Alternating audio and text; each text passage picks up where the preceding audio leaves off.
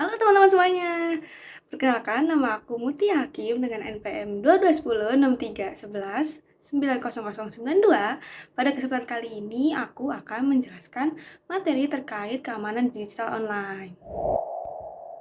Nah, teman-teman tahu nggak sih kalau akhir-akhir ini marak nih virus yang tersebar pada masyarakat nih. Masyarakat ini, khususnya orang tua, tentunya khawatir akan fenomena yang tidak menyenangkan ini.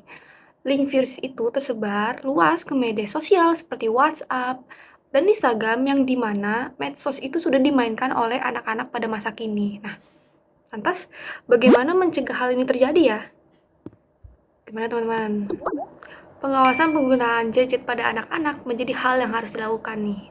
Pengawasan ini juga dalam konteks keamanan digital online. Nah, di sini aku akan menggali cara bagaimana hal-hal ini dapat diterapkan bagi para orang tua maupun masyarakat nih. Nah, oke. Sebelum kita lanjut nih, kita ulas sedikit dulu nih. Sebenarnya keamanan digital online ini apa sih? Jadi, secara sederhananya ya, keamanan digital online atau bisa dibilang cyber ini adalah keamanan untuk melindungi virus dan serangan peretas, juga suatu aktivitas perlindungan informasi dan sistem informasi seperti jaringan komputer, basis data, pusat data, dan aplikasi dengan langkah-langkah keamanan prosedur yang tepat. Jadi ya, keamanan digital online ini adalah suatu keamanan untuk melindungi informasi pusat data maupun data-data personal dari serangan-serangan virus. Nah, lantas mengapa keamanan digital online itu penting? Pertama, mengurangi resiko pencurian data. Dengan adanya keamanan digital online yang baik, maka resiko pencurian data akan berkurang. Kedua, menjaga keamanan transaksi online. Dengan semua yang serba digital, ini transaksi online akan meminta teman-teman sekalian untuk menyerahkan nomor telepon ataupun KTP. Hal ini riskan kan? Tetapi dengan keamanan yang baik, tentu saja hal ini dapat dicegah.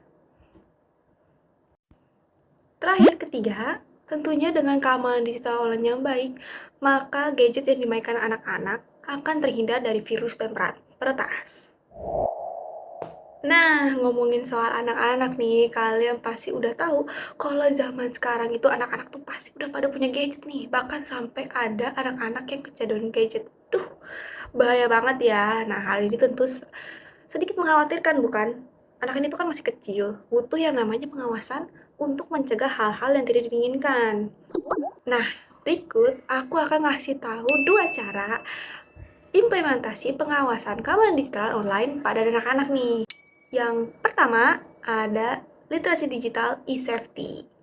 Nah, literasi digital menjadi poin paling penting dalam pengawasan dan pengajaran kepada anak. Kenapa? Karena dihimpun dari CNBC Indonesia 14 Februari 2023, tingkat literasi digital di Indonesia paling rendah se-ASEAN yang hanya 62%. Rendah bukan? Nah, sangat miris bukan ya? Oleh karena itu, pemaparan literasi digital mengenai e-safety dapat dilakukan dengan pemaparan data dan fakta mengenai kondisi dan situasi saat ini. Para orang tua juga dapat mengajarkan ini secara perlahan kepada anak mereka.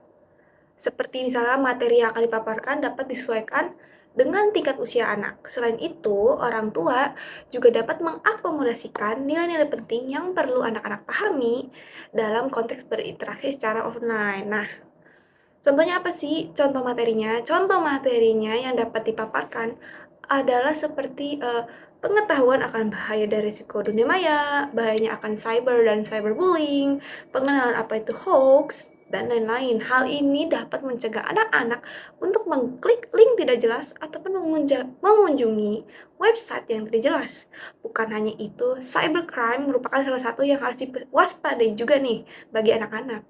Grooming, sexting, serta kejahatan seksual online yang sudah semakin marak pada saat ini. Para orang tua harus pintar-pintar dalam memberi paparan materi pada anak mereka. Kedua, kontrol orang tua. Nah, pada zaman ini telah berkembang teknologi yang dapat memantau aktivitas ponsel anaknya melalui ponsel orang tuanya. Keren bukan? Nah, hal ini tentu berguna bagi orang tua yang sibuk bekerja ataupun sedang tidak bisa mengawasi penggunaan gadget anaknya. Aplikasi yang sangat populer ini akan parents control ini adalah Google Family Link. Yes, Google Family Link. Fitur ini merupakan ciptaan Google yang berfungsi untuk mengawasi serta membatasi penggunaan gadget pada anak-anak. Para orang tua dapat melihat laporan harian, mingguan, atau bulanan pada aktivitas aplikasi anak mereka gunakan. Nah, mereka dapat melihat seberapa lama anak mereka memegang aplikasi tersebut. Menarik bukan? Bukan hanya itu, orang tua juga dapat membatasi aplikasi ini sesuai yang mereka inginkan. Nah, misal orang tua membatasi aplikasi A nih, anak A, selama 2 jam sehari. Maka setelah 2 jam, aplikasi tersebut sudah tidak bisa dibuka dan harus menunggu keesokan harinya untuk dapat dibuka oleh anaknya. Selain itu, dengan menggunakan aplikasi ini, para orang tua dapat memandu anaknya untuk mencari konten yang baik nih. Orang tua dapat menyetujui atau memblokir aplikasi yang ingin diunduh oleh anaknya dari Google Play Store. Hal ini membuat anak-anak terhindar dari aplikasi dan hal-hal yang tidak baik seperti aplikasi dating apps ataupun aplikasi-aplikasi yang menjurus ke arah pornografi. Nah, orang tua juga dapat melihat di mana keberadaan anak mereka saat mereka di luar dengan menggunakan fitur mencari lokasi perangkat. Nah, masih banyak fitur-fitur lainnya yang bisa dieksplor dalam Google Family Link ini. Namun sayangnya, Google Family Link ini hanya tersedia pada perangkat Android. Nah, teman-teman, itu dia tadi 2 tips yang bisa digunakan oleh orang tua maupun masyarakat lainnya untuk mencegah anak-anak terjerumus hal-hal yang tidak diinginkan. Perlu diketahui bahwa orang tua juga harus membatasi ya, dan juga mengawasi anak-anaknya dalam memainkan gadget untuk supaya tidak kecanduan gitu anaknya. Nah, segitu saja. Kalau kalian penasaran akan Parents Corner Google Family Link ataupun literasi digital lainnya, kalian bisa cari di Google ataupun di lainnya ya. Nah, aku minta maaf kalau misalkan ada kekurangan dan juga hal-hal yang tidak enak saat berbicara. Aku Mutia pamit undur diri. Terima kasih sudah menonton. Bye-bye.